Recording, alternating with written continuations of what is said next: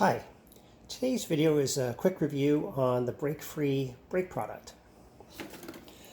I purchased this product about 1.5 years ago, and it came with the box. It came with the brake product here. There's a, oh, there you go. It came with a mounting device, which is under the helmet there, and it came with a USB cord to charge it. It doesn't take too long to charge, maybe an hour or two, depending on how far it's out. And it was quite easy to affix it to the helmet. And I also got some extra mounts in case, later on I get different helmets and I want to put the device on another helmet. So, starting with the device, there's lots of reviews out there if you want to find out about, all the modes and everything. Currently it's in stealth mode. That's why it was dark before I touched it, and now it's come back on. There's also this mode here, which just sort of leaves it on all the time, and then it gets brighter when you downshift or brake. And then there's this flashing mode here, which I usually use around dusk and dawn, especially if I'm driving riding into the sun. It just lets drivers see it because it's higher up than the tail light on the bike. So I use it then. I'm just going to turn that off so it doesn't, make someone go faint. So how does it work? Well, it works when you downshift and it works when you brake. And does it work? I would say yes. I would say over 90% of the time when I downshift and I do a quick mirror check, the car that's behind me is pretty much braking.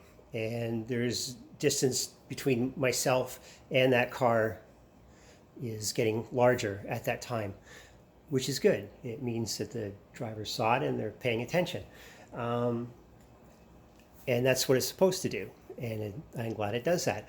And when I'm at a stoplight, I find those drivers that do pay attention to it are staying further back from me than, say, like a lot of times you get up to a stoplight and then you look in your rearview mirror, it's like, holy mackerel, there's a giant car sitting behind me. You turn around, look behind you, and there's like a car that's like 2 or 3 feet behind you. Like, wow, and it's kind of in your space, even though your brake light's on. It's still in your space. And I find most of the time when I pull off from the light, you get away from those kind of drivers and just kind of avoid them.